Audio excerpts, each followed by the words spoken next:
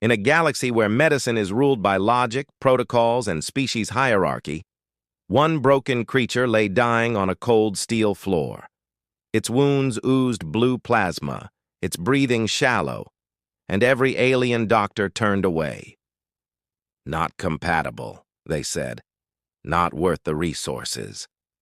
But then a quiet figure stepped forward, human, unranked, and uninvited. No scanner, no gloves, just a voice soft enough to break through pain itself. He knelt, placed a hand on the creature's trembling frame, and whispered two words the galaxy would never forget. "Easy, buddy." If that moment already gave you chills, hold on, because this story dives deeper than you think.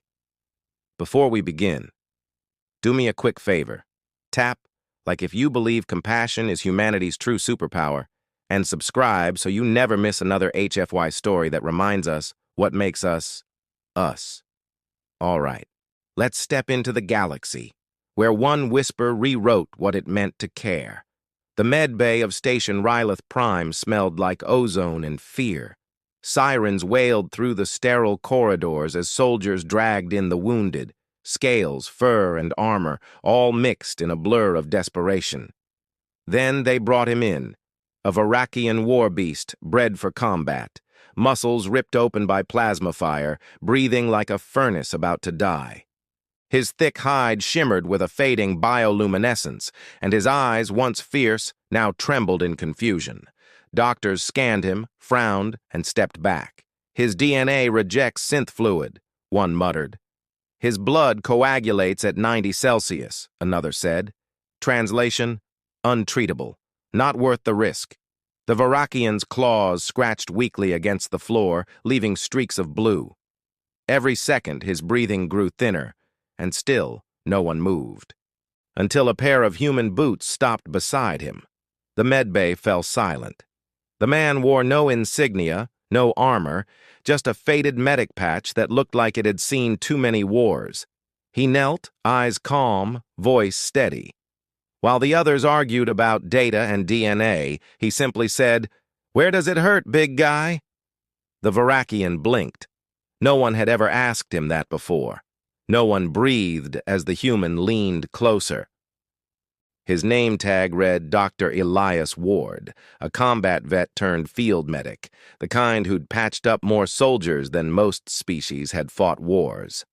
"Step away, human," barked a Rylithian surgeon, her tendrils flicking in irritation. "That creature's biology will melt your skin." Elias didn't even glance up.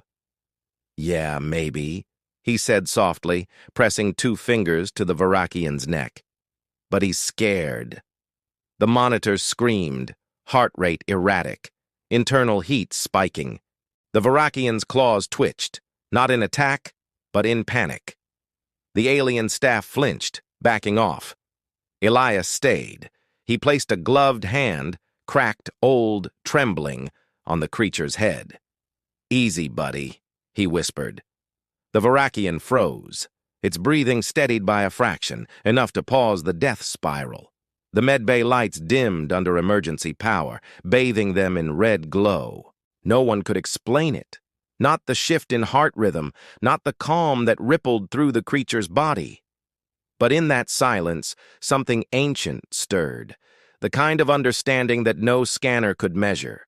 And for the first time in station history, an alien patient responded, not to treatment, but to trust.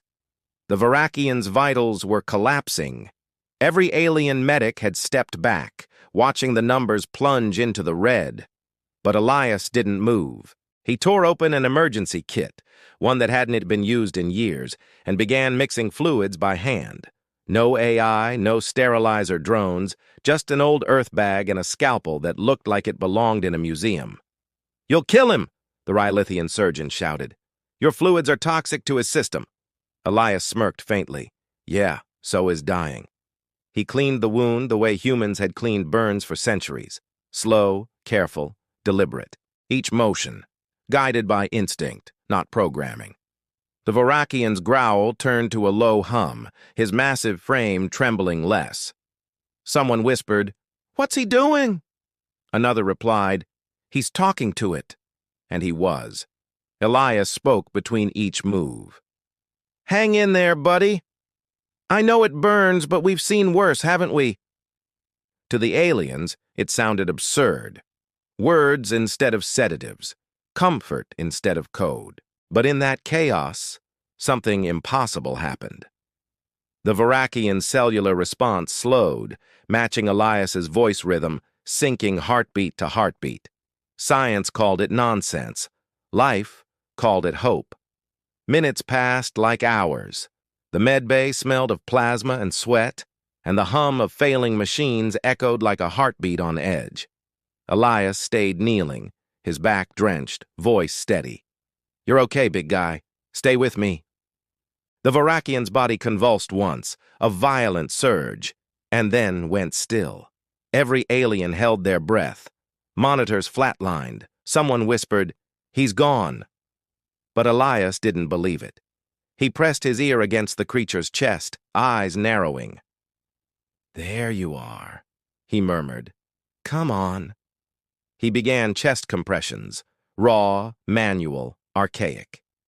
The alien medics looked horrified. Their species used nanotech, not hands. But those human hands moved like they were made for this. Firm, rhythmic, desperate. And then, with a crack of breath, the Varakian's chest heaved. A single rasping exhale, alive. Gasps filled the bay.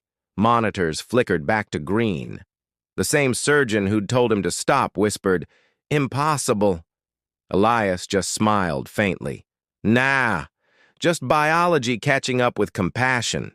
He leaned close again, voice low. "Told you, buddy, not your time yet." The Varakian blinked slowly, a sign of trust in his species. For the first time, he didn't look like a monster. He looked grateful. The Varakian lay still for hours, his breathing deep and steady, alive against every prediction.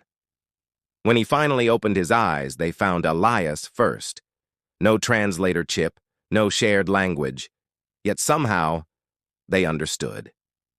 A clawed hand reached forward, slow, trembling, and rested against the human's chest.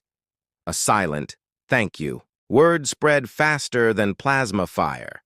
By the next rotation, every species on the station was whispering about the human who had healed a creature no one dared touch. Some called it madness, others called it a miracle, but for the Varakians, it became something far greater. A story retold across star systems. The man who fought death with kindness. Weeks later, when Elias packed his gear to move on to the next field hospital, the Varakian S image appeared on the medbay wall, now wearing a small Earth symbol over his armor. His soldiers had adopted it as a mark of respect. Elias paused, smiling. "Easy, buddy," he whispered again. "Guess you taught them too." And across the stars, in places humans might never see, one whisper continued to echo. A reminder that in the vast silence of the galaxy, compassion still had a voice. And that, right there, is why humanity stands out in the stars. Not for our strength, not for our tech, but for something the universe keeps forgetting. We care. If that story moved you, if it reminded you why humans in every HFY tale hit differently, go ahead and tap like, share this video with someone who needs a reminder of what empathy looks like, and subscribe for more stories where humanity proves again and again. We don't just survive the galaxy, we change it.